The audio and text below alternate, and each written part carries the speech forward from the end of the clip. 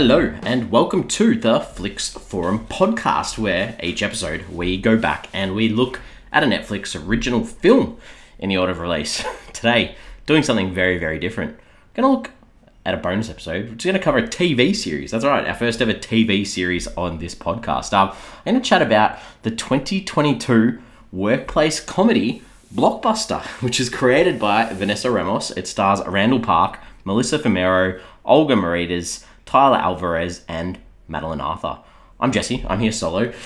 This is an interesting thing to look at. Blockbuster. This is based on the video rental store, and I'm sure you've probably heard about this. I'm going to sort of go through the whole season, so I'm going to spoil the show. If you haven't seen all the episodes, you haven't seen an episode yet, and you are keen on checking it out, maybe give us a pause, come back a little bit later on, because I'm going to go through the whole show and the first season. Who knows if there'll be a second season, but we're going to go through the first season, the 10 episodes, and break it all apart. So we start our show with the Fast Flix, where we do a quick little summary of what it's all about. So for this one, it's an office comedy set around the last Blockbuster store on Earth. Hopefully that intrigued you. What could I find out about this show? How did it end up on Netflix? What's the story behind it? So originally, the series was pitched to executives at NBC. However, they weren't interested in greenlighting the series. So Universal Television began shopping the series around to other networks, eventually getting approval from Netflix. Randall Park was then cast in the lead role. And obviously as well, Netflix, they had acquired the rights to the 2020 documentary called The Last Blockbuster, which actually looks in depth and at detail at the last remaining blockbuster on Earth. So Netflix sort of keen, I guess, most people would know that in, I think it was the early 2000s, Blockbuster had the chance to purchase Netflix for $50 million and they didn't. So it's a little bit of a tongue-in-cheek look at Netflix sort of saying, hey, we got the upper hand in the end, didn't we? So Netflix did announce this series on the 17th of November 2021. It was filmed from the 28th of Feb 2022 to the 2nd of May 2022 in Vancouver, Canada. The Dish Network actually owns the Blockbuster rights, and they actually toured the set of the show to verify the authenticity of it, including making sure that the recreated store used the exact hues of blue and yellow to make it feel authentic, which is a nice little thing, I guess. Vanessa Ramos, who sort of created the show, directed a few episodes, said that writing a broadcast comedy can lead to more script notes than a streaming project. So they had that those stats on their side, so it's a little bit hard to push back. So, the saying that we like to hear in film often with Netflix is that the creators are given a lot of freedom in what they want to do. The finale is almost 26 minutes. So Vanessa Ramos was like, when the pilot was closer to 22, the freedom to be able to do that on a streamer rather than the constraints of a network television show, needing to make time slots, gave them that luxury and they thoroughly enjoyed that, which is nice. Around the world, in Japan, this one's actually called My Beloved Blockbuster. In South Korea, it's called Saving Blockbuster, which isn't too bad. And in Ukraine, it's actually called The Last Blockbuster. So nice little take on different titles there. This is where we talk about what are the critics and audiences saying about this so far. It's sort of been out for a few weeks now. Rotten Tomatoes, the critics not liking this one at all. It sits at 23%, which is rotten. The audience also has it very low at rotten on 44%. On IMDb, it sits on a 5.1, so about halfway out of 10 on nearly 5,000 ratings. So not a lot of people have logged it on IMDb either. What are my early thoughts on this one? I was extremely excited for this. I love physical media. I used to love going to the local Blockbuster store. We had a few in Australia. Also, we had a whole bunch of other video rental chains, and I like the idea of Netflix making a show about Blockbuster, knowing the history of both of these services. So I think it has some nice moments. Unfortunately, as a comedy, it's sort of missing the laughs that it needs to be a great show. And this is where I'm going to break down sort of the main cast, the main characters in this one. So this is based around Randall Park's character, Timmy. His parents are divorced. He's put everything, single guy, put everything he has into this Blockbuster store. Sells his car to keep it going, and he wants to look out for those that are there working with him. But he struggles with that idea of trying to do the best by his store, his business, the revenue, and not always being able to be everyone's friend.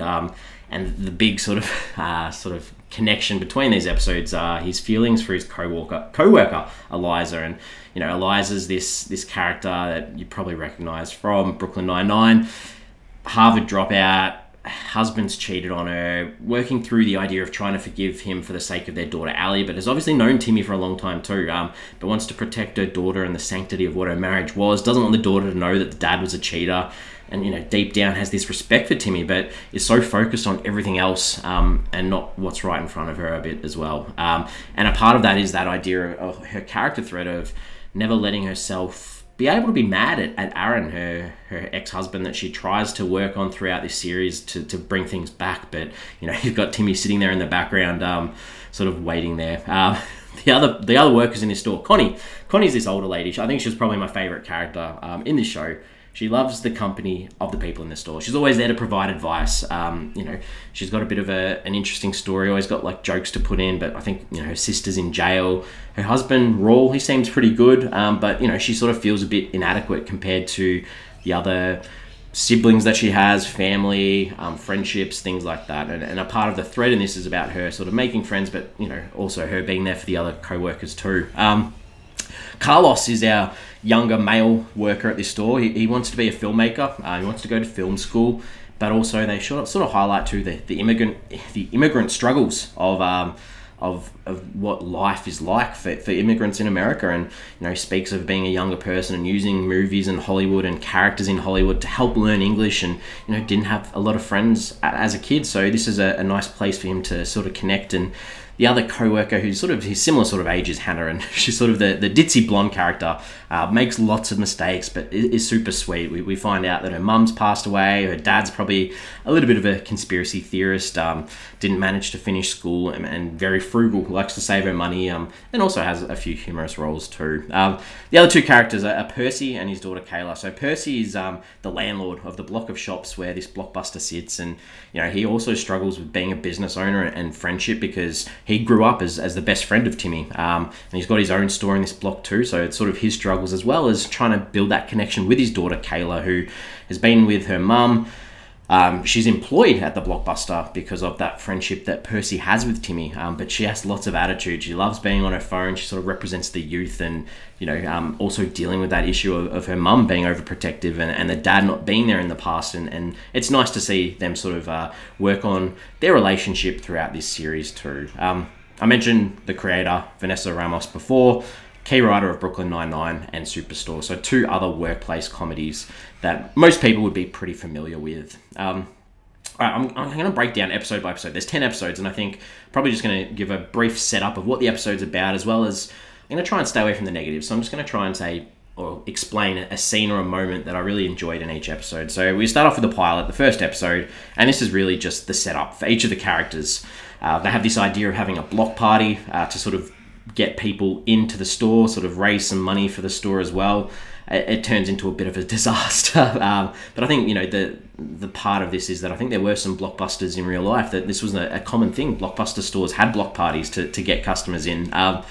The one thing in this one that was probably a little bit nosy for some or might be enjoyable, there's a lot of jokes early on about Netflix killing Blockbuster and joking about algorithms and things like that. But realistically, this is the setup where we're introduced to each of the characters that I've already discussed. Episode 2 is called Blockbuster Daddy, and this is where Tim, he has to fire someone from the store by the end of the day or the store's going to close. We have Carlos dealing with the loss of Hollywood Harold, who was this sort of film journalist that he looked up to, and Kayla tries to make Eliza aware of her daughter's feelings towards her as well. I think the highlight from this one for me was Hannah was recommending films, and she confused the hungry caterpillar with the human centipede. So that was a bit of a laugh out loud moment. And Kayla, as I mentioned before, was sort of trying to highlight to Eliza her daughter's feelings towards her, and she's sort of recommending bad mum movies to Eliza, which was quite funny too. And Connie has a good line too, where she says, "I'll always be there for Eliza whenever we're on the same shift." So a nice little zinger from Connie there. One of my favourite characters, as I mentioned. The third episode introduces us to Evan and Trevin. That's what it's called. They are the grandsons of a neighbouring shop owner who cause havoc with pranks at Halloween. We've got Connie and Kayla sort of supporting Hannah because they think that her mum may have been murdered. And we've got Carlos being threatened by an intern who has as much movie knowledge as himself. I mean, this one for me felt like the biggest ripoff of Brooklyn Nine-Nine, especially the Halloween prank sort of episodes that most people would be familiar with. Funny parts from this one, I think Tim is trying to get those young boys back with a prank, and he sort of falls through the roof, injuring Carol, who's their grandmother. And I think it was nice to see Carlos sort of making a connection with Damon, who was that intern that I mentioned before. That was a nice part to it as well. The fourth episode was called The Itsy Bitsies, which is the name of a small business award that Tim's nominated for. Percy's jealous of this. And Tim sort of loses himself a little bit and forgets the true him, puts on a bit of a persona to try and win this award, because obviously there's monetary value behind it, which could definitely support the Blockbuster. We've got Carlos working on his accounting degree here as well, while also trying to support Hannah and deal with her cheapness, her frugalness, I guess. I think the one line from this one that stood out was, "There's no worse sound in the world than a man describing film terms." I thought that was quite funny. And there's a lot of one-liners throughout these episodes that reference film or movies or the industry. And, you know, a lot of them don't land, but the ones that do land, I'm happy to share. The fifth episode of the season is called King of Queens. This is where Kayla gets help. Kayla helps Tim on a dating app. So Eliza is trying to rekindle with Aaron, her husband, and Carlos sort of deals with the attraction that he has to people, and sort of works out that he's attracted to self-absorbed narcissists. One thing in this that stood out that I didn't really like was they did a whole little segment on each of them. Sort of obviously there's a lot about dating in this episode, but they were talking about the Teenage Mutant Ninja Turtles and which turtle would be the best turtle. I thought that was a little bit weird, so I'm going to give that one a skip and move on to episode 6, called Parental Control. This is its stock take time, and Eliza wants some time to herself. Tim's got to deal with his bickering parents. Carlos further pursues his dream of filmmaking, and I think this was probably my favourite episode of the series. This was the best, most well-round, meaningful episode where we got to see a lot from each of the characters with a nice sort of story around it too. I think there was references, sort of like subtle references about like this new Korean show that Eliza's so desperate to check out, with avoiding spoilers. And obviously it's talking about Netflix's Squid Game, but they make jokes about watching it at 1.5 speed, which rings very true to me, because I love watching content at a faster speed so I can get through more content. And there's also mention too about preferring subtitles over the dub, so that was all nice. There's a joke in there where there's a teacher wanting to hire a video, and the workers at the store sort of make comments about, it's all right, we all went to public school, we know that you don't want to teach. So that was funny, being a teacher myself too. I think the saddest... There's this thing where Connie goes, "The saddest thing that I've ever said was 1 ticket for Space Jam 2. Good joke. Space Jam 2, good punchline for a joke. Tim working with his parents, it was quite funny where he sets up Saw 3 for them to watch, and his mum steals the lady's wheelchair. So that was a nice funny moment too. And Eliza's sort of talking to Tim about how his parents are manipulating him, and she knows all about it because she does it to her own kids. So that was a nice little comment as well. And finally, Connie sort of, she's getting so tired because they're doing this stock take, and she spills milk everywhere asleep in the break room, and they sort of rev her up with some energy drinks, and it's quite a funny episode as well. So, as I said, Parental Control, episode 6, best episode of the 10. All right, last few episodes. Number 7, we've got Intimate Angels, and this is with Connie dealing with the death of a friend. Eliza tries to help her out, and Tim sort of stands up to Percy for walking all over him. Now he's got this newfound confidence of standing up to his parents.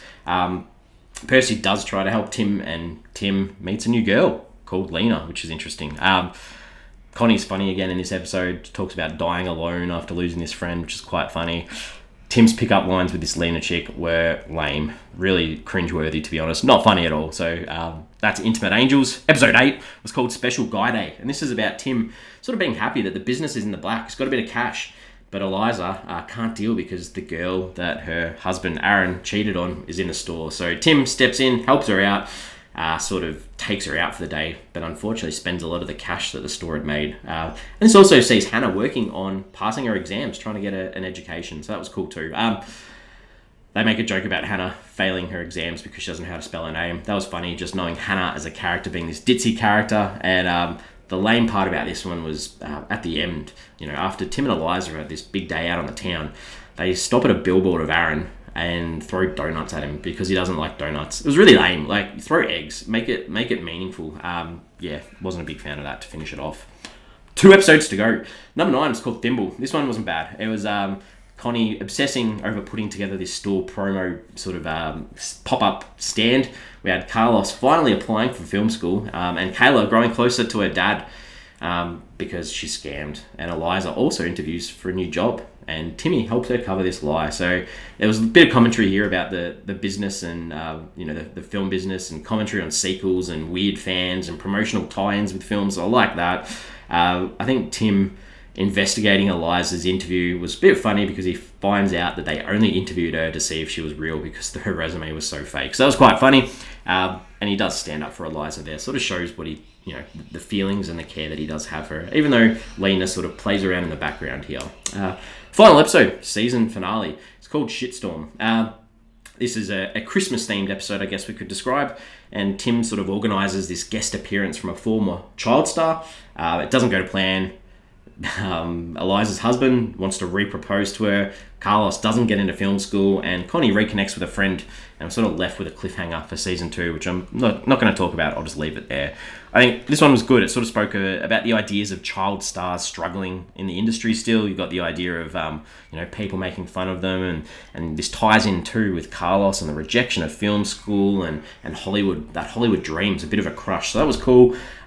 This is that moment. There's this sort of solar storm that the internet's being wiped out, so streaming's down, and they make comments on the DVD format being superior. So as I said before, I do like physical content, so that was a good little line. Connie sort of says to Aaron too that a bunch of little good things doesn't cancel out the big wrong thing. And that was really nice for her to actually stand up to Aaron and face what he'd actually done, which was poor on her behalf. So good end to the season. I won't talk about the cliffhanger at the end. Watch it if you're interested. I'm going to talk about themes and ideas that sort of seen throughout this series, I think. And I think, the idea of friendship in a workplace, looking out for those that you care about, and then that idea I sort of touched on too. You've still got to make profit in a business world though, so it's hard to sort of distinguish the lines between the two of those. We also had the idea of family, belonging. Workers sometimes feel like it feels like you're at home sometimes, and it's nice to see that too. Obviously, a show about Blockbuster sort of talking about nostalgia and, living in the past a little bit. And it's nice that they try to use this Blockbuster as an idea, this last Blockbuster store for people to come and hang out together through a variety of parties and things like that. Divorce is a big thing in this. We see Tim's parents are divorced. We see the idea that, Eliza and her husband are trying to work things out, but also the impact on the kids. We see how the bickering between Timmy's parents impacts him, and as well the idea that Eliza wants to look out for her daughter too. You've got the idea about physical formats, which I've touched on. There are classic films that you can't get on streamers that you need a place like a Blockbuster to get from, and finally, especially through the character of Carlos, the idea of immigrants, the struggles that they have, not having dreams, different parenting, different cultures, and that idea that everyone's trying to come together to do what they want to do. So a couple of good things that run throughout this series. So what did I take away from this one? I think it's very hard. A 10-episode comedy that drops all at once for binge watching pretty much. It feels weird because television originally, especially with comedy, you have those cliffhangers and it just sort of doesn't feel right. And especially I mentioned too, this is super influenced by Brooklyn Nine-Nine and Superstore, where you'd wait a week before the next episode. Maybe if I had a week between each episode, it would have felt a little bit, coming back to those characters rather than watching them all in one sort of sitting. IMDb, we have a segment where we talk about if we jumped on IMDb to check anyone out. I checked out Percy in this one, played by JB Smooth. He reminded me of a character that I vaguely remember from that television show Weeds from about 20 years ago. I was wrong, it wasn't him, so that's a big miss for me on the IMDb segment. Question time. This is just one question that I'm going to put out there. There's no announcement yet, but do you reckon a second season's going to get up? I find it really hard based on the way that it's been perceived, the way that audiences and critics are talking about it online. I find it very hard that they're going to greenlight this for a second season. I like the characters though. I think the characters in this are pretty well formed, and it's just the writing of the lines that they're given and the situations they're given need to improve for a second season to be successful, I think. I'm ready to wrap this up. I stuck it through. I watched it all. I think each episode generally had a nice arc with a lesson to be learnt, and I did like that. I appreciated that. I think the cast were pretty good. The setting was good. I'm not sure about the random customers in the store each episode. I think most of these situations didn't land. They were just there to sort of make a referential joke. So maybe if they did do a second season, chuck in a regular customer that sort of makes the same sort of jokes. I'm giving this a 2.5 out of 5. So Blockbuster, the TV series for me, 2.5 out of 5. We are on socials. We've got Twitter, Facebook, and Instagram. Please jump on, give us a follow, give us a like if you can. The question I'm putting up there for this week's episode is, what was your favorite episode from the series? I mentioned that mine was episode 6. I thought that was the best one of the series, the parental control. I enjoyed seeing Timmy work with his parents, so that was nice. What's your favorite episode? Keen to hear. We're back normal for our regular episodes of films in the Netflix original order, so jump in on a Wednesday. We've got a huge back catalogue, over 200 episodes, 200 Netflix original films. I'm sure there's some there that you'd love to check out, so give us a search. Other than that, thanks for joining me, and I'll speak to you soon.